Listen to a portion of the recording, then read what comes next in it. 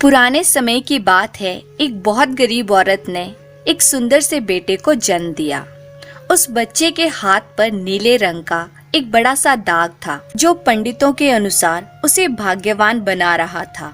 उसके जन्म के साथ ही उस गांव के ज्ञानी पंडित ने भविष्यवाणी की कि यह बच्चा 14 साल की उम्र में एक राजकुमारी से विवाह करेगा और खुद राज करेगा। एक दिन ऐसा ही हुआ। एक राजा शिकार खेलता हुआ रास्ता भूलकर उसी गांव में आया जहां उस बालक का जन्म हुआ था। गांव वालों ने उस राजा को पहचाना नहीं, क्योंकि उन लोगों ने कभी उसे देखा ही नहीं था। गांव के एक बूढ़े ने बातों बातों में राजा को बताया कि कुछ दिनों पहले उनके गांव में एक ऐसा बच्चा पैदा हुआ है जो 14 साल की उम्र में इस राज्य के राजा की लड़की से विवाह करेगा। राजा को यह बात सुनकर बहुत गुस्सा आया, क्योंकि कुछ दिन पहले उसके घर में एक बेटी का जन्म हुआ था। राजा वैसे भी बहुत ही घमंडी और कठोर हृदय का व्यक्ति था। राजा ने सोचा कि क्यों ना मैं उस गरीब औरत को कुछ धन देकर इसका बच्चा इससे ले लूं और इसका काम तमाम कर दूं, तो ना ही ये भाग्यवान बच्चा रहेगा और ना ही मेरी राजकुमारी से विवाह कर पाएगा। वह गांव के उस बूढ़े से बोला, बाबा तुम मुझे उस औरत के पास ले चलो। वह औरत उस बच्चे को ठीक ढंग से नहीं पाल पाएगी। मैं उस बच्चे को अच्छे ढंग से पालकर बड़ा करूंगा। बूढ़ा राजा को उस भाग्यवान बच्चे की माँ के पास ले गया। राजा ने उससे अपना बच्चा देने की विनती की और बोला, तुम बहुत गरीब हो, इस बच्चे को कैसे पाल सकोगी? यह बच्चा मुझे दे दो, मैं इसे बहुत अच्छी तरह पालूंगा। वह गरीब औरत उसे अपना बच्चा देने से इनकार करती रही। तब राजा ने उसे बहुत सा धन दिया और बोला, इस धन से तुम अपना पेट पालना, और जब यह तुम्हारा भाग्यवान बेटा बड़ा हो जाएगा तो खुद ही तुम्हारे पास आ जाएगा। गरीब माँ ने सोचा, क्योंकि ये बहुत ही भाग्यशाली बच्चा है, इसलिए ये अमीर आदमी इसे लेने मेरे घर आ पहुंचा है। शायद यही ईश्वर की इच्छा है। बहुत सोच विचार करने के बाद उस गरीब औरत ने अपना बच्चा राजा को दे दिया।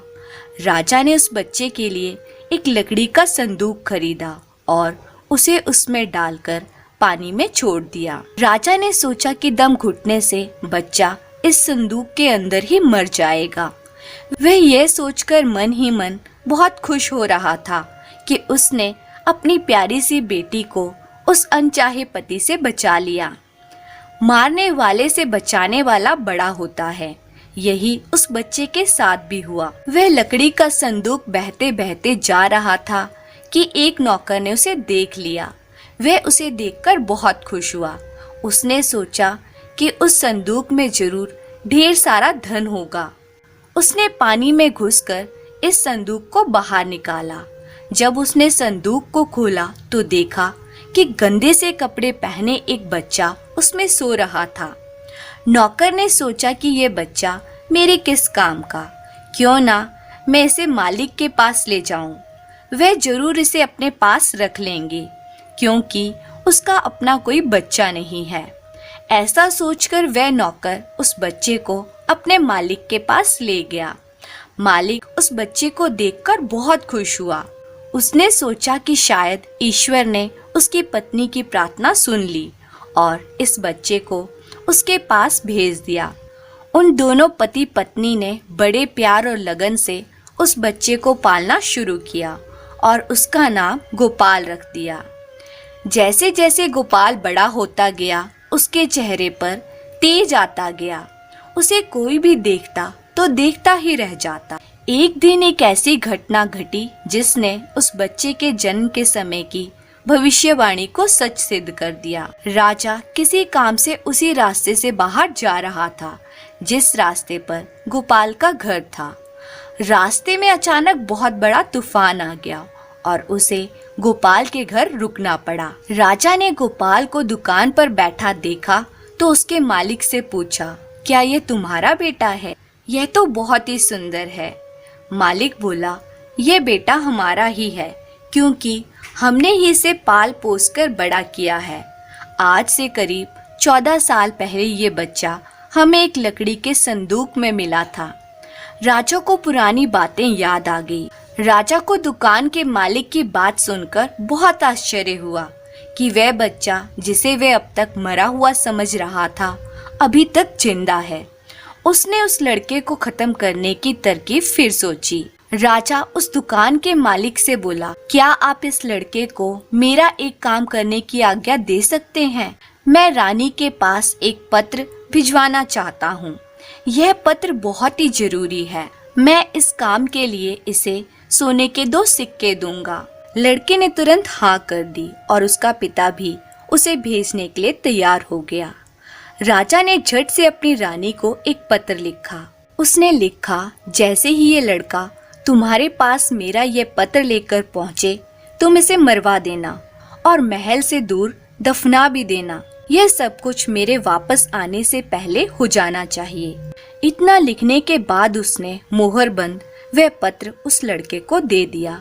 गोपाल उस पत्र को लेकर राजमहल की ओर चल दिया। वे आज तक अपने घर से कहीं बहुत दूर नहीं गया था, अतः राजमहल का रास्ता नहीं ढूंढ सका और जंगल में ही भटकने लगा। शाम ढल चुकी थी, तभी अंधेरे में उसे दूर से रोशनी आती दिखाई दी। वह दौड़कर उस रोशनी की तरफ गया तो देखा कि वहां पर एक छोटा सा कच्चा घर था। उस घर में कोई दरवाजा नहीं था। जब वह उस घर में घुसा तो उसने देखा कि एक बूढ़ी औरत आग जलाए बिल्कुल अकेली बैठी है। वह औरत उस लड़के को अपने सामने देखकर डर गई। उसने गोपाल से पूछा, बेटा तू कहाँ से आ रहा है और तुझे कहाँ जाना है? गोपाल ने जवाब दिया, मैं पास के गांव से ही आ रहा हूँ और रानी माँ को ये खत देने जा रहा हूँ, पर मैं इस जंगल में अपना रास्ता भूल गया हूँ। रास्ता ढूंढते ढूंढते शाम हो गई। अंधेरे में मुझे ये घर दिखाई दिया, इसलिए मैं रात गुजारने के लिए यहाँ आ गया। उस बूढ़ी औरत को उस लड़के पर बहुत दया आई, क्योंकि वह डाकुओं के ठहरने की जगह थी और वह बूढ़ी औरत उन डाकुओं की नौकरानी थी। उसे डर था कि अगर डाकुओं ने उसे देख लिया तो उसे मार डालेंगे। लड़के को यह जानकर पहले तो कुछ डर लगा कि वह डाकुओं के घर में घुस गया है, पर अंधेरे में कहीं और जाना भी आसान काम नहीं था और दिन भर चलते रहने के कारण वह बहुत थक चुका था, सो उसे बहुत जोरों की नींद आ रही थी। वह उस बुढ़िया के कहने पर घर के एक कोने में चुपचाप जमीन पर सो गया। आधी रात के बाद जब डाकू उस घर में आए तो किसी और को अपने घर में सोता देखकर अपनी नौकरानी पर बहुत गुस्सा करने लगे। बूढ़ी नौकरानी ने उन्हें सारी बात बता दी और वह चिट्ठी भी डाकुओं के सरदार के हाथ पर रख दी जो उस लड़के ने उसे दिखाई थी। राजा की मोहर देखकर उन डाकुओं को उस चिट्ठी पर कुछ शक हुआ। सरदार ने बड़ी सावधानी से उस चिट्ठी को खोलकर पढ़ा तो सोते हुए उस लड़के पर उसे बहुत तरस आया। उसने उस चिट्ठी को फाड़ दिया और एक दूसरी चिट्ठी उसमें रख दी। उस चिट्ठी में लिखा था, जैसे ही ये लड़का राजमहल में पहुंचे तुम इस लड़के से अपनी राजकुमारी का विवाह कर देना। यह काम मेरे वापस आने से पहले ही पूरा हो जाना चाहिए। यह खत उन्होंने उस लड़के के सामने रख दिया और सुबह होने से पहले ही डाकू वहां से चले गए। सुबह जब गोपाल सोकर उठा तो उस बूढ़ी ने उसे कुछ जलपान करवाया। फिर गोपाल राजमहल की ओर चल पड़ा। राजमहल पहुंचकर उसने वह खत रानी माँ तक पहुंचा दिया। रानी ने जब यह खत पढ़ा तो उसे बड़ा आश्चर्य हुआ कि राजा ने ये कैसी आज्ञा दी है। एक अनजान लड़के से वे अपनी राजकुमारी का विवाह कर दे। खत पर राजा की मोहर लगी हुई थी, अतः यह कोई धोखा भी नहीं हो सकता। राजा के वापस आने से पहले ही उसे अपनी बेटी का विवाह उस लड़के से करना था। रानी ने लड़के को अपने पास बुलाया, उसका नाम पूछा, उसका भोला भाला और सुंदर चेहरा उसे बहुत पसंद आया और उसने अगले ही दिन उससे अपनी बेटी का विवाह कर दिया। गोपाल राजकुमारी के साथ सुख से उस महल में ही रहने लगा। कुछ महीनों बाद राजा वापस अपने राजमहल में आया तो उस लड़के के बारे में जानने के लिए बहुत उत्सुक था, पर उसे जब ये पता लगा कि रानी ने राजकुमारी का विवाह उसी लड़के से करवा दिया है तो उसे बहुत गुस्सा आया। इस बात को वे नहीं होने देना चाहता था। उसकी पत्नी ने वैसा ही कर दिया। उसने अपनी पत्नी से वे खत मांगा। राजा को उसमें उस लड़के से राजकुमारी के विवाह की बात लिखी देखकर बहुत आश्चर्य हुआ। उसे लड़के पर शक हुआ कि वह पढ़ा लिखा है, जरूर रास्ते में उसने खत बदल दिया होगा। उसने लड़के को अपने पास बुलवाया और उसे सच्चाई बताने की आज्ञा दी। लड़का बोला, हे राजन, मुझे कुछ नहीं पता कि इस खत में आपने क्या लिखा था, क्योंकि मैं तो इसे ऐसे ही लेकर आ गया। हाँ, जंगल में मैंने एक पुराने घर में रात जरूर गुजारी थी, क्योंकि मैं राजमहल का रास्ता नहीं ढूंढ पाया था और जंगल में भटक गया था। राजा को गोपाल की बात पर विश्वास नहीं हुआ। वैसे भी राजा को गोपाल से बहुत नफरत थी। वे नहीं चाहता था कि उसकी बेटी से शादी करने के बाद वे इस राज्य का राजा बने। वे लड़के से बोला, मेरी गैर हाजिरी में रानी ने मेरी बेटी की शादी तुझ कंगाल से कर दी, पर मैं इस शादी को तब तक अपनी सहमति नहीं दूंगा जब तक तू मुझे शैतान के 3 बाल लाकर नहीं देगा। जब तू मुझे शैतान के 3 बाल लाकर देगा तभी सही मायने में मेरी बेटी का पति बन पाएगा। राजा ने ऐसी असंभव शर्त इसलिए रखी थी कि 3 बाल ढूंढते ढूंढते ये लड़का कहीं मर खप जाएगा। इस प्रकार उसे इस लड़के से अपने आप छुटकारा मिल जाएगा।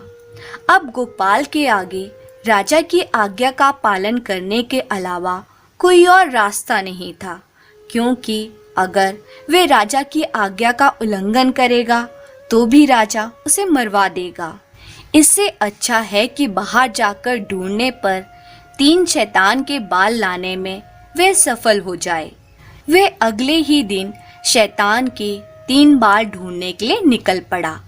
चलते चलते वह एक बड़े से शहर में पहुंचा। शहर की सीमा पर एक बड़ा सा गेट था जिस पर हथियारबंद सिपाही पहरा दे रहा था। सिपाही ने गोपाल से पूछा, यहाँ तुम्हारा क्या काम है? क्या तुम कुछ समझते और जानते हो? गोपाल बोला, मैं सब कुछ समझता हूँ और जानता हूँ। सिपाही बोला, अगर तुम सब कुछ जानते हो तो हम पर भी एक मेहरबानी करो। हमें भी बताओ कि शहर की सीमा पर यह जो कुआं है, पहले इसमें मीठा पानी निकलता था, पर अब इसमें पानी ही नहीं है, ये सूख गया है, क्यों? गोपाल बोला, अभी तुम थोड़ा सब्र रखो। जब मैं अपना काम खत्म करके वापस आऊंगा तो तुम्हें बताऊंगा। इतना कहकर वह गेट से निकलकर आगे गया। उसके बाद वह दूसरे शहर के बड़े से गेट के पास पहुंचा तो वहां पर भी एक हथियारबंद सिपाही पहरा दे रहा था। उस सिपाही ने भी उस लड़के से पहले वाले सिपाही जैसा सवाल पूछा तो लड़के ने उसे भी वही जवाब दिया। सिपाही बोला, अगर तुम सब कुछ समझते और जानते हो तो कृपा करके मुझे इतना बताओ कि इस शहर की सीमा पर जो सेब का पेड़ लगा है उसमें पहले सोने के सेब लगते थे, पर अब यह पूरी तरह सूख गया है। अब इसमें पत्तियां भी नहीं लगती, ऐसा क्यों? गोपाल बोला, थोड़ा इंतजार करो, अपना काम पूरा करके आने पर मैं इसका जवाब तुम्हें बताऊंगा। इतना कहकर वे आगे चल दिया और चलते चलते तीसरे शहर की सीमा पर पहुंचा तो वहां पर एक बड़ी सी नदी थी जिसमें एक छोटी सी नाव थी और एक नाविक उस पर बैठा था। नाविक ने उससे पूछा, तुम यहाँ क्यों आए हो और यहाँ के बारे में क्या समझते जानते हो? गोपाल बोला, मैं सब कुछ जानता हूँ। नाविक बोला, अगर तुम सब कुछ समझते और जानते हो तो कृपा करके मुझे बताओ कि आने जाने के इस काम से मुझे छुटकारा कैसे मिलेगा। गोपाल बोला, इस सवाल का जवाब मेरे वापस आने पर तुम्हें जरूर मिलेगा, पर पहले तुम मुझे नदी पार करवाओ। नाविक ने उसे अपनी नाव पर बैठाकर दूसरे किनारे पर छोड़ दिया। जैसे ही वह नदी के दूसरे किनारे पर गया, उसे वहां नीचे की ओर जाने वाला कच्चा और अंधेरा रास्ता सा दिखाई दिया। वह उसी रास्ते पर चल पड़ा। काफी नीचे पहुंचने पर उसे एक बूढ़ी औरत आंगन में बैठी हुई दिखाई पड़ी। जैसे ही उसने उस घर में प्रवेश किया तो उस बूढ़ी औरत ने उससे पूछा, अरे बच्चे, तू कौन है और यहाँ पर क्यों आया है? तुझे पता नहीं कि यहाँ पर शैतान रहता है? गोपाल बोला, मैं ठीक जगह पर आ गया हूँ। अब तुम मेरी सहायता करो। मुझे शैतान के सिर के 3 बाल चाहिए, नहीं तो मुझे मेरी पत्नी वापस नहीं मिलेगी। बूढ़ी औरत बोली, बेटा, यह तो तेरी बहुत बड़ी मांग है। इसे पूरा करना इतना आसान नहीं है। जब राक्षस घर वापस आकर तुझे यहाँ देखेगा तो कच्चा ही चबा जाएगा, इसलिए मुझे ही तेरी रक्षा करनी पड़ेगी। उस बूढ़ी औरत को लड़के पर तरस आ गया। उसने उसे चींटी बनाकर अपने पल्लू में छुपा लिया। लड़का बोला, बूढ़ी माँ, मुझे आपसे 3 सवालों के जवाब भी पूछने हैं। पहला सवाल है, एक कुआं जिसमें से पहले मीठा पानी निकलता था, आजकल क्यों सूख गया है? दूसरा सवाल है कि एक सेब का पेड़ जिस पर पहले सोने के सेब लगते थे, अब उस पर पत्ते भी नहीं लगते, वह पेड़ क्यों सूख गया है? तीसरा सवाल है कि एक नाविक को क्यों हमेशा इधर से उधर जाना पड़ता है, उसे इससे छुटकारा क्यों नहीं मिलता? बूढ़ी माँ बोली, ये तीनों बड़े कठिन सवाल हैं। इन सवालों के जवाब भी हमें राक्षस से ही मिल सकते हैं। मैं तेरे लिए यह कोशिश भी जरूर करूंगी, पर अब तो चुपचाप छुप जा, नहीं तो जिंदा नहीं बच सकता। शाम को राक्षस घर पहुंचा। अंदर घुसते ही उसने शोर मचाना शुरू कर दिया। मुझे अपने घर में किसी मनुष्य की गंध आ रही है। आज जरूर कुछ गड़बड़ है। यहाँ कौन आदमी आया था? इतना कहकर उसने पूरे घर में झांक झांक कर देखा, पर उसे कोई मनुष्य भी नहीं मिला। उसकी माँ उस पर गुस्सा करने लगी और बोली, अभी कुछ देर पहले ही तो मैंने पूरा घर साफ किया है, मुझे तो यहाँ कोई मनुष्य नहीं दिखाई दिया। लगता है तेरी नाक में ही मानस गंध घुस गई है। चुपचाप आराम से बैठ और भोजन कर। राक्षस को जब कोई मनुष्य नहीं मिला तो उसे अपनी माँ की बात पर विश्वास करना पड़ा। वह चुपचाप खाना खाकर वहीं जमीन पर लेट गया। लेटते ही उसे नींद आ गई। उसकी माँ भी आज उसके पास बिछी हुई चटाई पर लेट गई, क्योंकि आज उसे उस राक्षस के बालों से 3 बाल तोड़ने थे। जब राक्षस टीन में जोर जोर से खर्राटे लेने लगा तो माँ ने उसके सिर से एक बाल उखाड़ ली। राक्षस दर्द से कर्रा उठा। ओ माँ, तू ये क्या कर रही है? मेरे बाल क्यों खींच रही है? माँ बोली, बेटा, मैंने अभी भयंकर सपना देखा तो डर के मारे तेरे बाल पकड़ लिए। राक्षस बोला, ऐसा कौन सा सपना था जिससे तू इतना डर गई? माँ बोली, मैंने सपने में देखा कि बाजार वाला कुआं जिससे मीठा पानी निकलता था अब सूखा पड़ा है, इसमें किसका कसूर है? राक्षस बोला, इसे सिवाय मेरे कोई नहीं जानता। उस कुएं के नीचे एक बड़ा सा पत्थर है और उसी पत्थर के नीचे एक बड़ा सा मेंढक रहता है। अगर उस मेंढक को ढूंढ लिया जाए तो उस कुएं से फिर से मीठा पानी निकलना शुरू हो जाएगा। इतना कहकर राक्षस फिर से जोर जोर से खर्राटे भरने लगा। माँ को जब विश्वास हो गया कि राक्षस पूरी तरह से सो गया है तो उसने उसके सिर से फिर एक बाल उखाड़ा। राक्षस फिर जोर से चीखा, ओ माँ, ये तू क्या कर रही है? माँ बोली, बेटा बुरा मत मान, मैंने फिर से एक अजीब सा सपना देखा था, तभी डर के मारे तेरे बाल मेरे हाथ में आ गए। राक्षस ने पूछा, ऐसा कौन सा सपना था जिससे तू इतना डर गई थी? बूढ़ी माँ बोली, मैंने सपने में देखा कि उस राज्य की सीमा पर जो सेब का एक पेड़ है, जिस पर पहले सोने के सेब लगते थे, अब सूख गया है। इसके सूखने का क्या कारण है? राक्षस बोला, इस पेड़ की जड़ में एक चूहा रहता है जो इसकी जड़ों को काटता रहता है।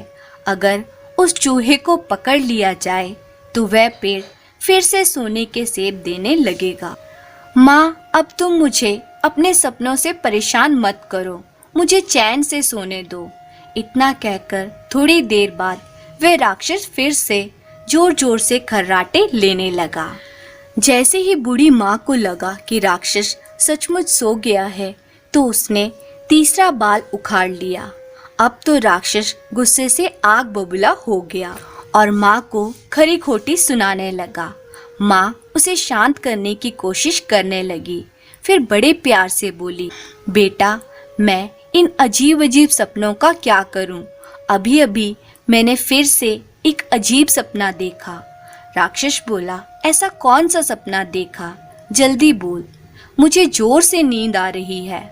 बूढ़ी माँ बोली, मैंने सपने में देखा कि मुझसे एक नाविक शिकायत कर रहा था कि उसे हर समय इधर से उधर जाना पड़ता है, उसे इससे छुटकारा क्यों नहीं मिलता? इसमें उसका क्या कसूर है? राक्षस बोला, वह नाविक मूर्ख है। जिस दिन वह किसी और आदमी के हाथ में अपना चप्पू दे देगा, उसे हर रोज के आने जाने से छुटकारा मिल जाएगा। इतना कहकर राक्षस फिर से अपनी चटाई पर लेट गया और खर्राटे लेने लगा। अब माँ ने गोपाल को अपने पल्लू से बाहर निकाला और उसे 3 बाल देते हुए बोली, अपने तीनों सवालों के जवाब तो तू सुन चुका है, अब ये 3 बाल ले और तुरंत यहाँ से भाग जा। बूढ़ी माँ ने गोपाल को उसके असली रूप में बदल दिया और उसे झट से घर से बाहर निकल जाने को कहा। गोपाल ने उस बूढ़ी माँ को दिल से धन्यवाद दिया और अपने ससुर के राज्य की ओर चल पड़ा। रास्ते में उसे फिर वही नाविक और पहरा देते हुए दोनों सिपाही मिले।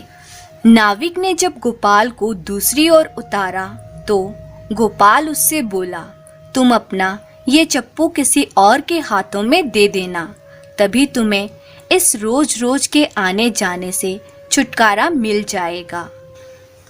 जब सिपाही को उसने उसके प्रश्न का उत्तर बताया तो उसने बहुत सा धन एक गधे पर लाद कर गोपाल को इनाम के रूप में दिया। वह उस धन से लदे हुए गधे को लेकर जब दूसरे सिपाही के पास पहुंचा तो उसे भी उसके प्रश्न का उत्तर बताया। अब गोपाल राक्षस के 3 बाल और 2 गधों पर ढेर सारा धन लेकर अपने ससुर के पास पहुंचा तो उसे देखकर राजा हैरान रह गया। तीनों बाल और धन से भरे हुए 2 गधों को देखकर राजा ने उससे पूछा, तुम्हें यह इतना ढेर सारा धन कहाँ से मिला? लड़का बोला, मैं नदी के उस पार गया था, वहाँ मुझे बहुत सारा धन मिला, उसमें से कुछ धन मैं अपने साथ ले आया। राजा को लालच आ गया। वह गोपाल से बोला, क्या मैं भी नदी के उस पार से तुम्हारी तरह कुछ धन ला सकता हूँ? गोपाल बोला, क्यों नहीं, उस नदी में नाव पर एक नाविक बैठा है जो अपनी नाव से आपको उस पार ले जाएगा, पर आप उसका चप्पू उससे लेकर नाव को खुद चलाएंगे तो नदी की दूसरी ओर पहुंचकर ढेर सारा धन ले आएंगे। लालची राजा इतना सुनकर नदी की ओर चल पड़ा। वहां सचमुच ही एक छोटी सी नाव पर एक नाविक बैठा था। राजा उस नाविक के पास गया और उसके हाथ से उसका चप्पू लेकर खुद नाव चलाने लगा। अब उस नाविक को रोज के आने जाने से छुटकारा मिल गया और राजा को उस नाविक की जगह हर समय नाव पर इधर से उधर जाने की सजा मिली। तो इस तरह गोपाल ने अपनी चतुराई से अपनी पत्नी को दोबारा प्राप्त किया और वह उस राज्य पर राज करने लगा। धन्यवाद।